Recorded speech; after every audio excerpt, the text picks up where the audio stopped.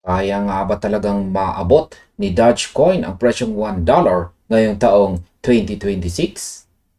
Yan, para sa lahat po na sumusubaybay sa takbo ng digital assets, itong si Dogecoin ay nananatiling isa sa mga pinakasikat at pinakamadaling makilalang crypto sa market. Nalampasan na po nito ang maraming market cycles, nakabuo ng dambuhalang global community at paulit-ulit na bumabalik sa spotlight tuwing iniisip ng marami na mawawala na ang interes ng publiko dito. Pero ang tanong na hindi nawawala sa eksena, kaya ba talaga ni Dogecoin na maabot ang $1 milestone ngayong taong 2026? Ang sagot po dito ay mas komplikado kaysa sa mga karaniwang naririnig po natin sa social media. Bagamat ang $1 target ay mathematically impossible, mathematically possible po pala, kakailanganin ito ng kombinasyon ng malalaking capital inflows, mas matibay na utility at tuloy-tuloy na demand na higit pa sa simpleng hype lang sa internet. Kaya ngayon ay titignan po natin ang mga totoong numero, ang mga catalyst at ang mga kaakibat na peligro sa likod ng presyong ito na pinagdidibatehan ng lahat. Ang Dogecoin ay pumasok na ngayong taong dito po sa taong 2026 sa isang sitwasyon na iba kumpara sa mga nakaraang taon. Ang nagsimula bilang isang internet joke ay nagbago na bilang isang asset na may mga exchange-traded products, institutional visibility, merchant adoption initiatives, at isa sa mga pinakamalaking community sa buong industriya. Ngunit sa kabila ng development na ito, ang Dogecoin ay nananatiling malayo sa $1 psychological milestone. Ayan. Sa katunayan, ang presyo nito ay bumagsak po ng 27%. Yan, 27% ang kanyang binagsak. Highlight lang natin, its price has dropped 27% simula noong mag-umpisa ang taon at natanggal pa ito sa top 10 cryptocurrencies pagdating sa market cap ranking. Malinaw na hindi na awareness ang problema rito. Halos lahat ng tao sa crypto sector ay alam kung ano ang Dogecoin. Ang totoong hamon ay kung makakakuha ba ito ng sapat na demand upang suportahan ang mas mataas na valuation. Hindi tulad ng mga maliliit na meme coins na madaling gumalaw sa maliit na liquidity, itong si Dogecoin ngayon ay nag-ooperate sa napakalaking scale kung saan ang pagtaas ng presyo ay nangangailangan ng bilyong-bilyong bagong kapital. Ayan. Upang mas maintindihan po natin kung ano ang ibig sabihin ng $1 valuation para kay Dogecoin, tignan natin ang matematika sa likod nito.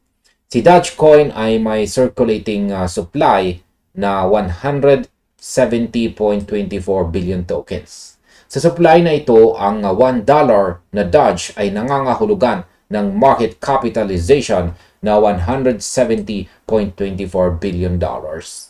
Sa kasalukuyan, ang token ay may market cap na $14.4 billion at naglalaro po sa presyong 0.084. Ibig sabihin, kailangan po ni Doge na magdagdag ng $155.84 billion sa kanyang valuation para marating ang $1 na presyo. Isang growth ito na nagkakahalaga ng 1,082%. Kung mararating ang presyong ito, si Doge ay mapapabilang sa mga pinakamalalaking digital assets sa buong mundo. Kung hindi po gagalaw ang ibang crypto, aakyat si Doge bilang ika-4 na pinakamalaking cryptocurrency sa likod lang ng Tether USDT na nasa $187 billion. Hindi po ito nangangahulugan na imposible ang $1. Subalit, ibig sabihin nito ay hindi kayang marating ni Doge. Ibig sabihin nito ay hindi kayang marating ni Doge ang antas na ito sa pamamagitan lamang ng speculation.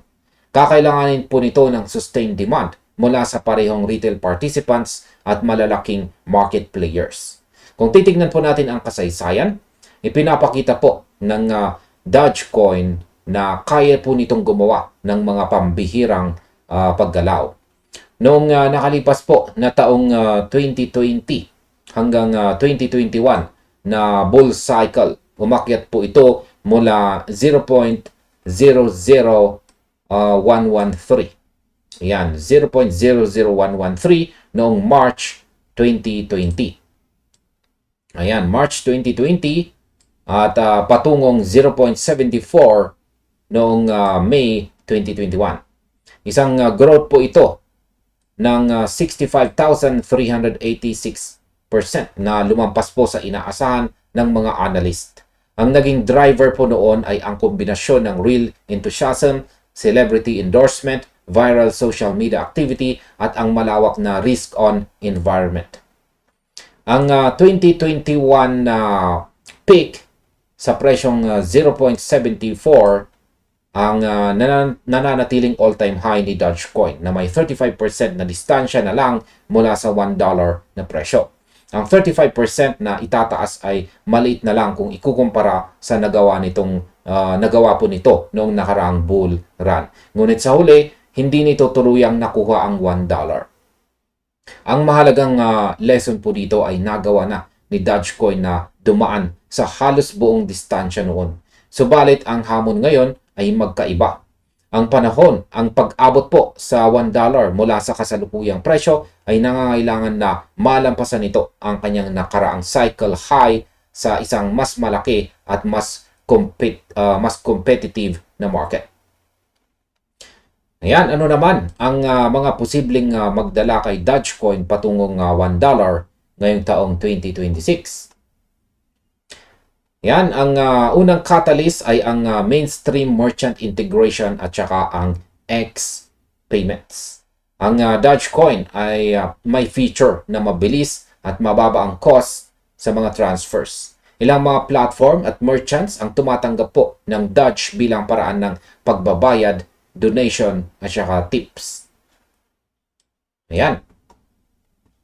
Isa sa mga pinakamalaking pangalan ay ang Tesla. Yan, Tesla na tumatanggap po ng meme coin na ito para sa ilang merchandise sa mga piling bansa. Ang iba naman tulad ng AMC Theater, ang Twitch at ang Newegg ay sumusuporta rin sa mga transaction gamit ang Doge. Kung lalawak pa ang merchant adoption at payment functionality sa mas maraming online platforms, malaki po ang pakinabang na makukuha ng asset. Ang isa pang anggulo kung saan pwedeng manggaling ang adoption na ito ay ang X. Yan, ang X Money. Isang platform na ipinakilala po ng X upang mapabilis ang direktang pagbabayad sa loob ng social media. Ang suporta po ni Elon Musk dito kay Dogecoin ay nagdulot ng mga haka-haka na tatanggapin po ang X Money, ang Doge payments upang mailapit ang token sa mas malaking audience. Bagamat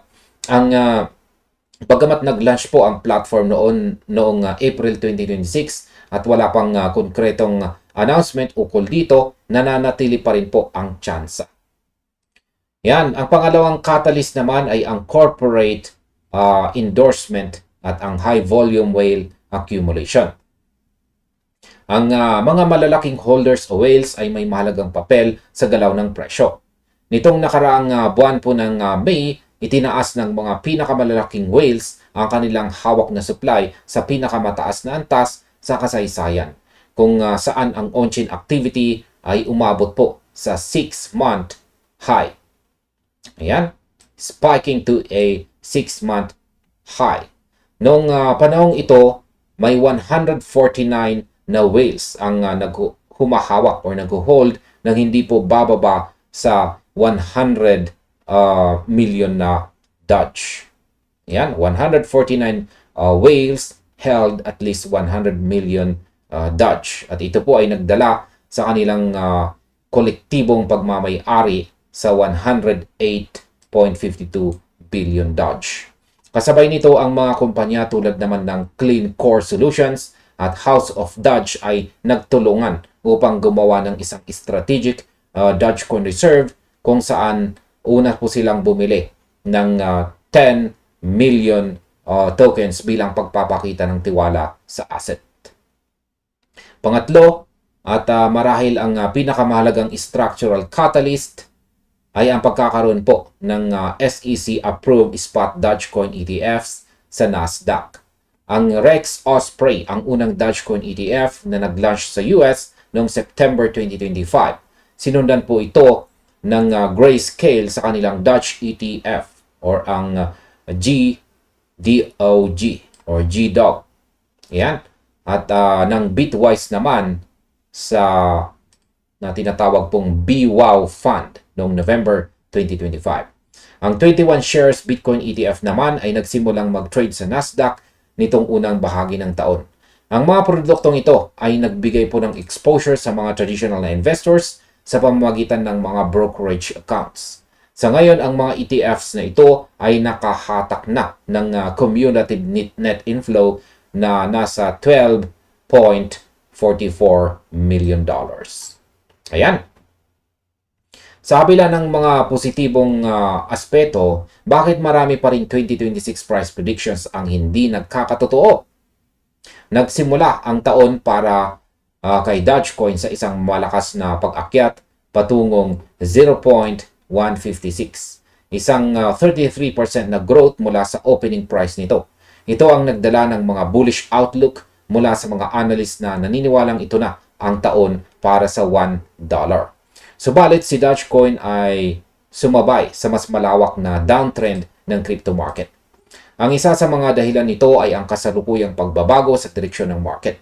Si Dogecoin ay nakaranas po ng matinding kompetisyon sa liquidity ban sa mga bagong narratives at ecosystem na mas kaakit-akit sa mga investors. Kahit ang mga bagong ETF products ay hindi pa nakakapagpadala ng napakalaking liquidity kung ikukumpara po sa ibang pondo sa industriya, kaya naman nang bumagsak ang pangkalahatang market, hindi po napigilan ni Doge ang pagbaba ng presyo.